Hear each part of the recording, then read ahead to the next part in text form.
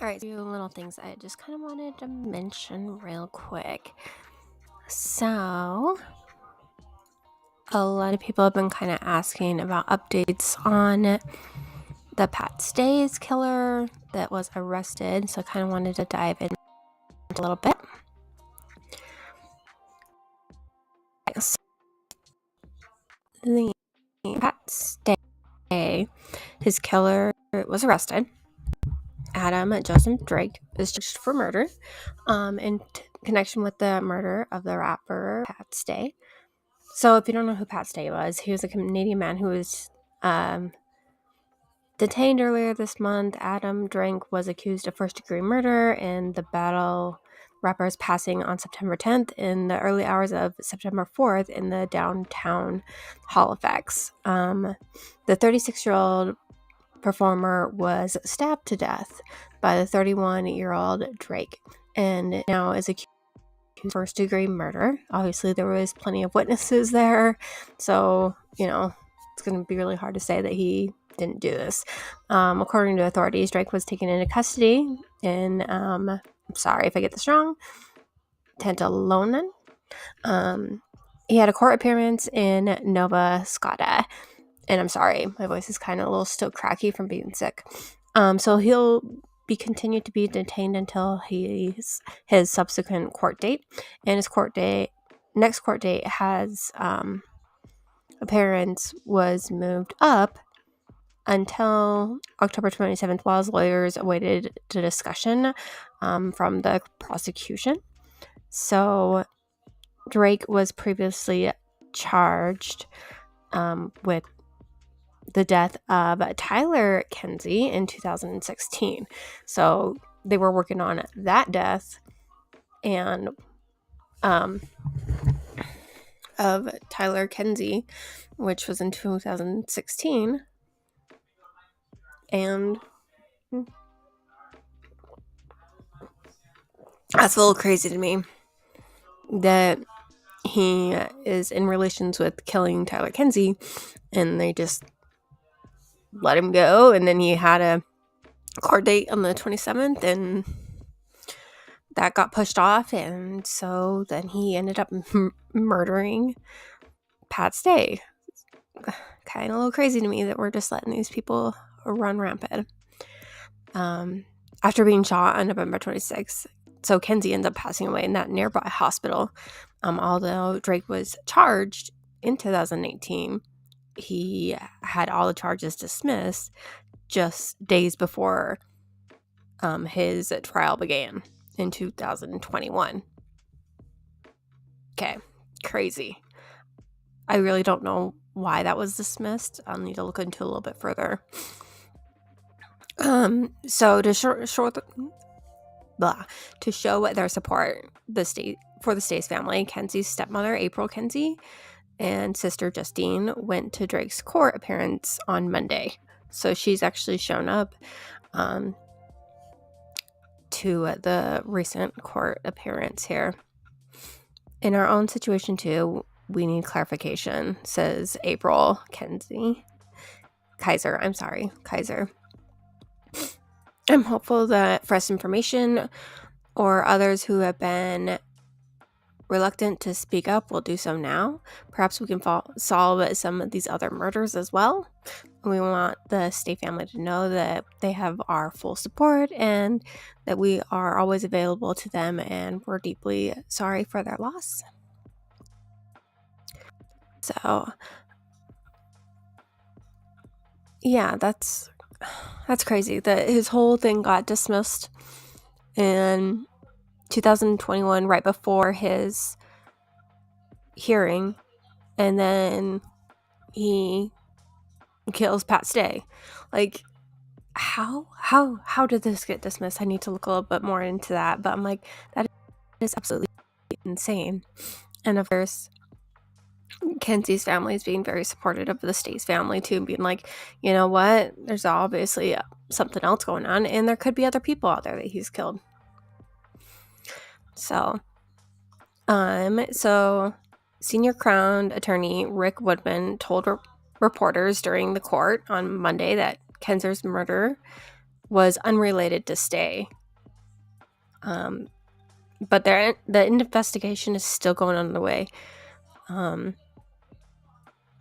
So Drake's background and these specific allegation, one has nothing to do with the other. These are brand new fees. This is a brand new murder. We're going to concentrate on this murder, the injuries, and potential legal action against Mr. Drake. Which, okay, yeah, I get that. Like this is a totally different murder. And you have to focus on that. You have to focus on what happened in this case. And no, it doesn't sound like the two are connected, even though that the same guy is connected. Even though the same guy is doing this. Obviously, this guy is not a stand-up guy and should be, punished for his crimes. I mean, he already got away with it once. Let's not let him get away with it twice. I mean, like, fool me once, Fool me twice, shame on you. Okay, so police in Woodburn and Nova Scotia have not disclosed any information about how Drake was connected to Stay's death. However, authorities have requested assistance from the public in locating a cell phone that may have been discovered at the murder scene.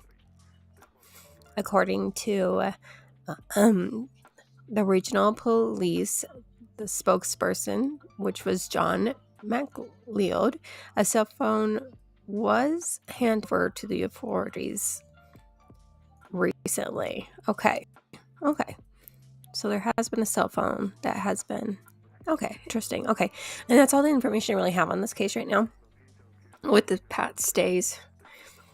With his murderer being arrested. I mean, tons of people witnessed this. So it's going to be really hard for him to, in my personal opinion, get out of it. But never know. Apparently he's already done it once. Apparently he has ties somewhere or something. So another thing I kind of want to point it out here, I'm sorry, my voice is kind of cracky, but the Debbie Collender case has been ruled a suicide, and to me this just boggles my mind. They say that she died from hydrocodone tablets and by burning herself and the inflammation of the smoke. But that just goes to say, like, there's so many questions. Why would she write, "They're not going to let me go"? Is that physically people? Is that mentally, like, in her head? I mean, her family did say that there were signs of suicide before. Like, she wasn't suicidal. Well, first of all, she says she's never been suicidal or whatever. But apparently she was giving away her things and stuff. It just seems so weird to me to take a rental car into the woods and then take a whole bunch of oxycodone and burn yourself, and that's how you're gonna suicide yourself. Like, I don't know. I feel like there's more questions than answers in this, and it'd be more interesting to see what the family has to say. I don't know what you guys' thoughts on that are. It's just, I feel like there's something more. Because first of all, yes, the daughter tried to call her mom as soon as she noticed that she got that text, that Venmo, right? But then she didn't call police until the next day. I mean, she told her stepdad that she'd been missing in the weird text message about 4 hours later, and then he called police. I don't know. It seems all very, very odd. And the fact that the number that she supposedly stole from her I don't know if he's a boyfriend now, ex-boyfriend, whatever, at that time is very close to the amount that she gave them is suspicious. And the suspicious note that's saying, like, I'll hurt your family, that's all suspicious. For them just to chalk it up, okay, it's suicide, like, I don't know. I just have, like, way more questions. Okay, and then in the case of Abby and Libby, and I know locals hate it when we call it the Delphi murders, so I'm going to try to call it Abby and Libby's case. They have arrested a man, Richard Allen, and they're not saying why he's arrested. I do know supposedly there was a tip that was sent in, and because of the tip that was sent in, that supposedly sparked someone to say, hey, you know what, you need to go to the river and you'll find something. I don't know what, but apparently, because they marked it all off, and then they marked off his house, like, had it all marked off, and then they arrested him. So they must think that this evidence that they have is good enough to hold up in court. So it'll be kind of interesting to see, because they also thought that they had the guy once before, and they dropped all the charges on him now. All five accounts. They've dropped all of them. So that will be definitely interesting to kind of see. Yeah, let me what you guys think on that. I think it's a little crazy. Yeah, and then while I've got you guys here,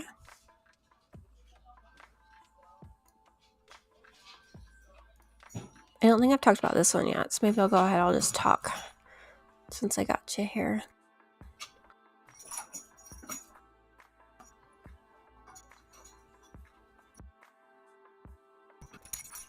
Oh, I'm sorry. Okay. So this is on missing girl Lena Sadara Cow. I'm so sorry if I'm saying her name wrong. So she's been missing from San Antonio for more than 9 months now. So on Wednesday, September 21st at 8 p.m., the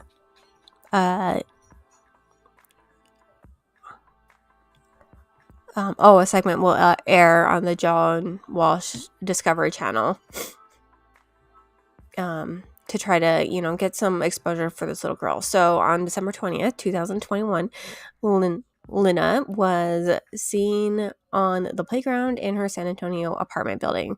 So she would now be 4 years old. Child was lost and vanished after escaping her mother's sight. Okay.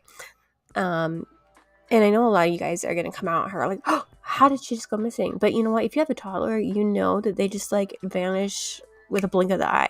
Actually, for example, my son once we don't even know how we did it, but because both doors were locked, we were sitting next to, we could see doors. Apparently, because we went to go check on him because I'm Miss Anxiety, and he was gone. And apparently he took the dog with him and went to the park. I mean, we found him, he was fine, but that's just an example of, you know what, don't judge them, because you never know. Little kids can they just, like, they're gone. Okay, so Lena had just turned 3 when she had vanished. So she was about 55 pounds. She was about 4 feet tall. And she had a red dress on and a black jacket with black shoes.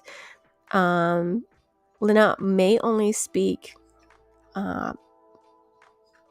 Pashto because she's originally from Afghanistan. Okay, so according to her father, Raz, so the family relocated here to the United States in 2019 when the Sonder Collier family fled from refugees from the political upheaval.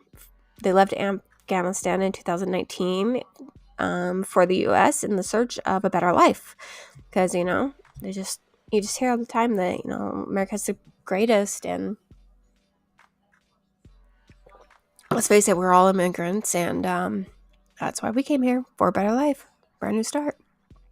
So they left Afghanistan in 2019 for the U.S. in the search of a better life and prospects for their young daughter, Lena.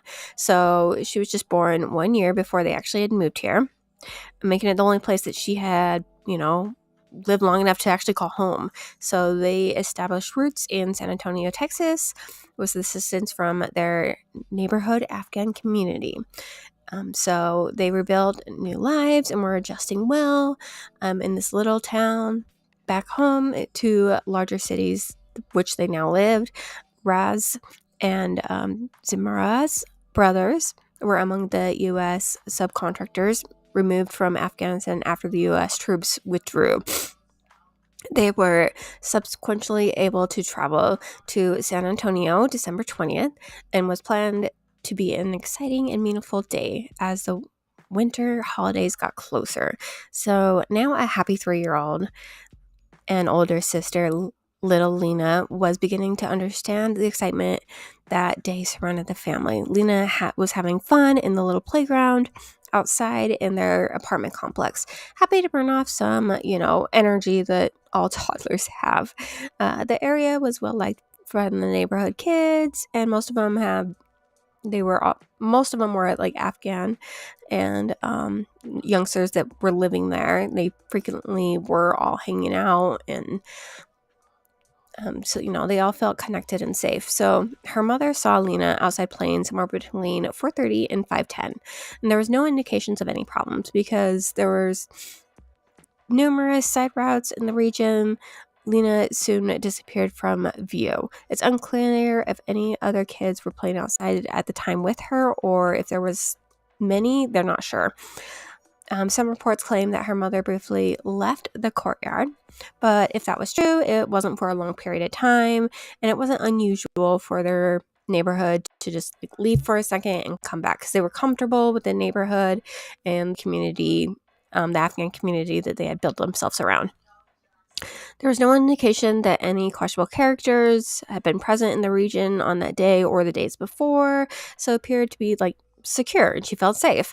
So a short while later, Lena's mother came seeking for her, but as she started to frantically search for her, she realized there was no sign of her.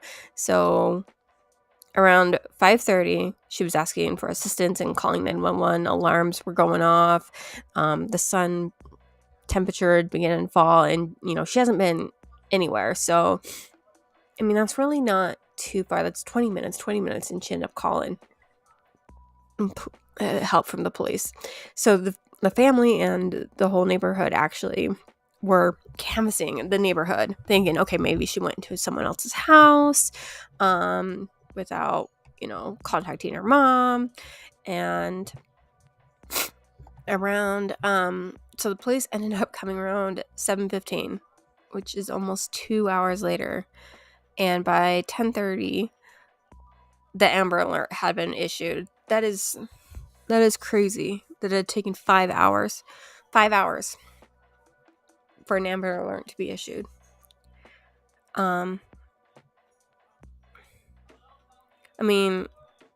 Of course, the police did that with any lack of evidence that she'd been kidnapped or whatever, because it's a child, but 5 hours, that's a long time. That feels like a long time to me. The FBI were swift, endless, in assisting, but on January 7th, the Amber Alert was terminated. Although the investigation is still ongoing, they decided to terminate it. Some people think Lena might not even be in Texas or San Antonio anymore. That is a very possibility.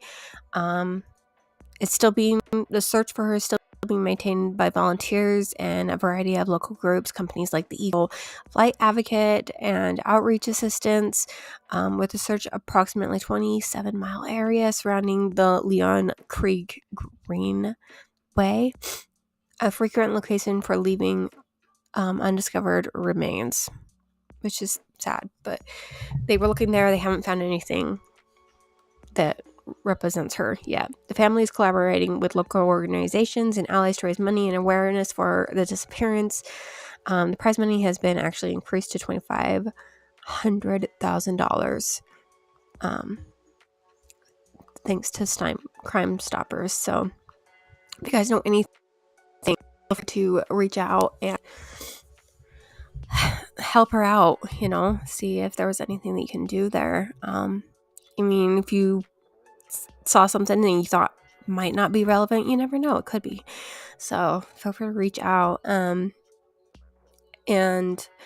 a lot of neighbors and stuff around the area say that it's actually been happening quite more frequently, especially with Afghan girls that don't know how to speak English or anything, and they don't know what's happening to them. It could be, like sex trafficking. They could be selling them. Who knows? As sad as it could be that, and hopefully it will be one of those cases she ends up coming back home. But it's so hard. It's hard, especially when they're that and they don't remember anything else. And they're so impressionable. So yeah. So I just wanted to